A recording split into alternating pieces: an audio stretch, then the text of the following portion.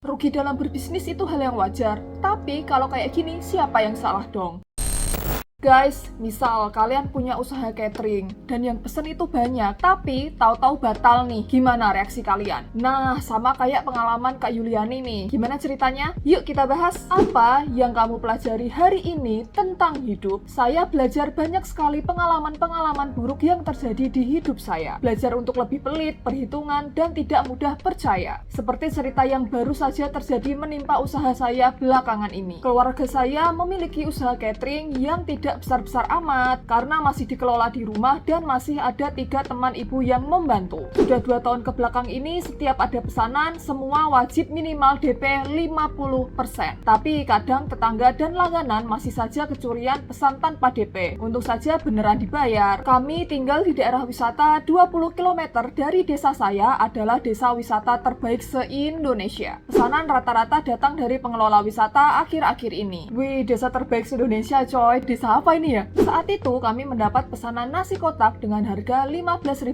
per kotaknya sebanyak 600 kotak. 300 kotak untuk makan pagi menjelang siang dan 300 kotak untuk makan malam. Pengelola ini adalah langganan kami, jadi seringkali tinggal pesan kami buatkan dan dibayar ketika diambil. Sering juga beliau menitipkan uang beberapa untuk jaga-jaga kalau ada pesanan lagi. Wah, berarti ini emang udah langganan banget ya. Kali ini mungkin menjadi apes bagi saya. Tepat pukul 9 ketika seharusnya pesanan diantarkan, hujan deras angin kabut. Kebetulan wisata yang memesan tadi adalah sebuah kali atau sungai yang diolah menjadi campground. Pihak pengelola menghubungi pengunjung, mereka cancel dengan alasan masuk akal sebetulnya karena cuaca tidak memungkinkan, sedangkan pesanan sudah saya buatkan dan siap diantar. Nah, ini ada SS percakapan Kak Yuliana sama pengelola tempat wisatanya nih. Aku bacain ya. 300 box siapa yang akan makan? Saya bingung juga. Dari pemesan masih di DP 1 juta. Saya juga nggak ada untuk talangin Mbak. Ya Allah Robi, maafkan kami ya Mbak. Astagfirullah, gini ya Mas Iwan, 300 box kali 15.000 sudah kelihatan 4,5 juta. Ini untung masih saya buatkan yang kloter pagi. Untuk stok makan malam bahan sudah siap semua. Mau diapakan nanti? Ya saya tahu musibah, apalagi bencana alam bukan kehendak kita.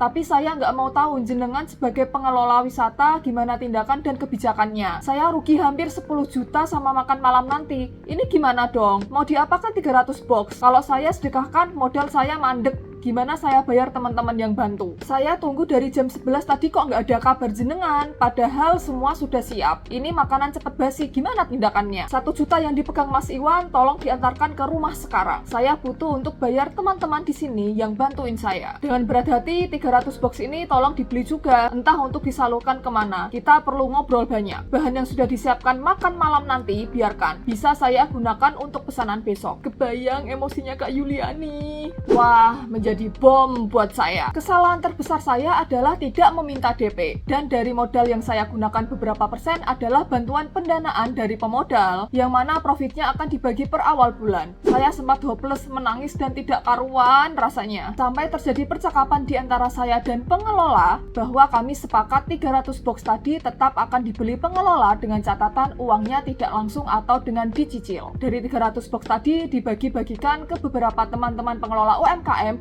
serta karyawannya juga. Dari pengalaman saya belajar bahwa ketika memiliki bisnis, jiwa kasihan dan menggampangkan harus benar-benar dibuang jauh-jauh. Update, teman-teman, saya sudah membaca saran dari teman baik semuanya. Akhirnya saya dan Mas Iwan memutuskan untuk 50-50. Mas Iwan perlu membayar setengahnya saja. Itu pun saya ringankan pembayarannya berkala. Kami sudah membagikan ke teman-teman UMKM dan juga beberapa adik-adik di panti. Mungkin ini juga jadi pecutan bagi saya dan Mas Iwan untuk lebih sering bersedekah. Chat saya di awal mungkin kebawa emosi dan kaget juga. Sebaik-baiknya rencana manusia, Allah lah yang menentukan. Terima kasih teman-teman, salam hangat. Oke, sebenarnya posisinya ngambang ya, karena pembatalan cateringnya itu bukan sepihak, melainkan karena force majeure atau bencana alam, yang manusia pun nggak bisa prediksi. Jadi agak susah kalau mau nyalain sepenuhnya ke pengelola tempat wisata. Tapi, gini guys, memang ini musibah dari alam. Kalau secara akad, seharusnya pengelola tempat wisata yang bertanggung jawab. Pengelola harusnya udah antisipasi dong resiko kayak gini, iya nggak sih? Karena biasanya pembayaran wisata itu kan ada TNC-nya ya jika terjadi pembatalan.